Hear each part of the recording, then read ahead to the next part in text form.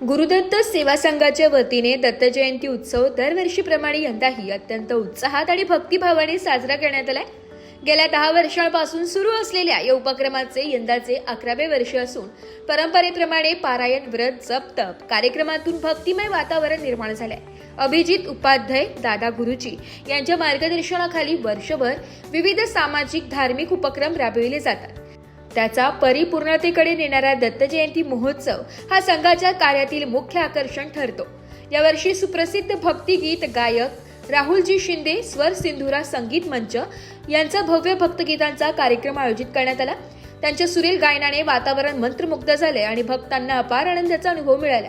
Laxminarayan lawns, Khanderao मंदिरासमोर, साई साया हॉटेलच्या मागे, कृष्णई हॉटेलजवळ, गुरुजींच्या निवासस्थानाजवळ संपन्न झालेल्या या कार्यक्रमास हजारो भक्त परिवार उत्स्फूर्त उपस्थित राहून दत्तनामाचा अखंड जयघोष केला। गुरुदत्त सेवा संघाच्या या उपक्रमामुळे दत्तभक्तीत नवचैतन्य निर्माण झाले असून पुढील वर्षी आणखी व्यापक आणि भव्य कार्यक्रमाचं आयोजन करण्याचा संघाचा संकल्प व्यक्त करण्यात आलाय।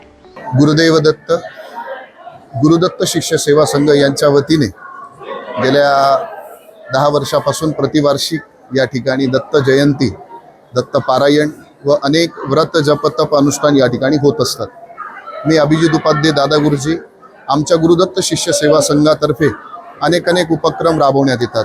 गोसेवा, धर्मसेवा, त्याचप्रमाणे अनेक जे गोरगरीब आहेत त्यांच्यासाठी देखील अनेक उपक्रम आपण राबवत असतो, जेणेकरून त्यांना थंडीच्या दिवसांमध्ये शक्य झालं तर त्यांना जे काही थंडी वाजत असते त्यानिमित्त त्यांना उबदार कपडे व तसेच अनेक काही गोष्टी देऊन आपण त्यांचा सन्मान करत असतो। त्याचप्रमाणे पशुपक्षी व गो माता यांची सेवा देखील या गुरुदत्त शिष्य सेवा संघामध्ये होत असते।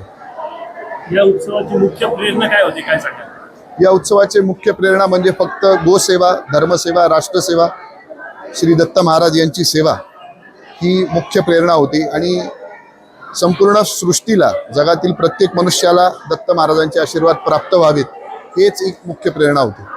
दत्त भक्तांसाठी या उत्सवाचे धार्मिक महत्त्व काय आहे, काय सांगा? दत्त भक्तांसाठी याचं धार्मिक महत्त्व म्हणजे अनेक जण या मार्गशीर्ष मासामध्ये गुरुचरित्राचं पारायण पठण करतात, अनेक उपक्रम करतात, अनेक व्रत जप तप करत असतात, जेणेकरून दत्त महाराजांचे, स्वामी समर्थ महाराजांचे आशीर्वाद त्यांच्यावरती अखंड राहतात व त्यांना अनेक असे अनुभव देखील प्राप्त झालेले आहेत। आपल्या इच्छेनुसार, आपल्या वयानुसार, आपल्या मर्यादांनुसार त्यांनी जप तप व्रत करावे, अनेक साधना कराव्यात। मग व्रत करावे म्हटलं तर उपवास करूनच व्रत करू नये, तर घरातील मोठ्यांचा सन्मान करावा, आई वडिलांची सेवा करावी, गोरगरिबांवरती दया करावी व क्रोध टाळावा, शत्रुत्व टाळावं व मनुष्यानेच मनुष्यावरती प्रेम करावं। नवतरुणांना अध्यात्माकडे आकर्षित करण्यासाठी आपण काय संदेश द्याल?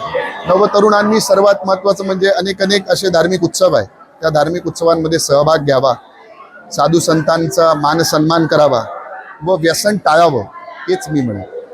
जाता जाता भाविकांना काय संदेश द्याल? सर्वांनी गुरुदत्त महाराजांची अशीच अखंड सेवा करावी व आशीर्वाद प्राप्त करावे।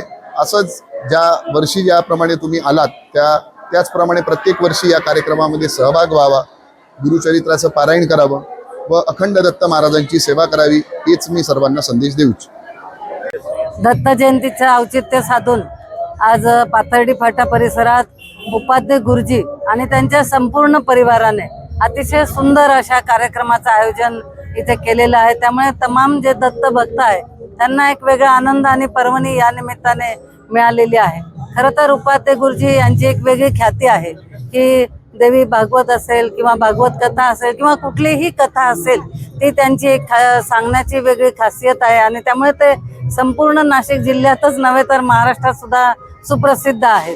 त्यांनी या कार्यक्रमामुळे खरं तर दत्त भक्त आपण बघतो की 8 दिवस अतिशय पारायण किंवा एक वेगळा भक्तिभाव असतो आणि त्यामुळे या निमित्ताने सर्वांना एक चांगला आनंद देण्याचं काम केलं।